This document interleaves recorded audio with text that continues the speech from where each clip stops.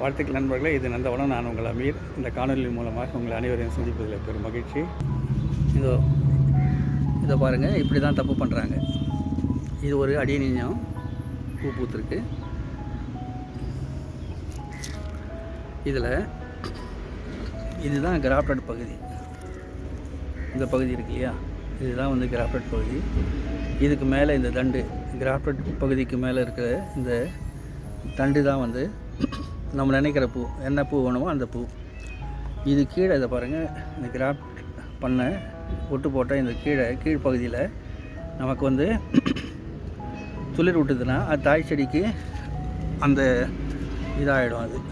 அதனால் தாய் செடியினுடைய இயல்புகள் கொண்டிருக்கும் பூக்கள் எல்லாமே கொடுத்துருக்கோம். அதனால் இங்கே வரதை நாம் கண்டிப்பாக வந்து எடுத்துடணும். இது அழகாக ஒரு பிளேடு போட்டு சீவிட்டிங்கன்னா வந்துடும். இது பிறகு முடிஞ்சதுன்னா கொஞ்சம் மஞ்சத்தூளோ இல்லைன்னா ஏதாவது ஃபங்கிசைடோ நீங்கள் அப்ளை பண்ணுங்கள். சிறந்த ஃபங்கிசைடு சூரிய வெளிச்சம் தான்.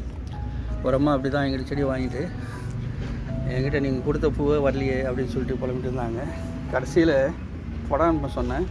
பொடான் பண்ண பிறகு இந்த இடத்துல நிறைய அந்த தாய் செடியினுடைய கிளைகள் வேகமாக வளர்ந்து பெரிய கிளைகள் வளர்ந்து அதுலேருந்து பூ எடுக்க ஆரம்பித்து ஒட்டு போட்ட செடிகளுடைய பூக்கள் வந்து கம்மியாகிடுச்சு.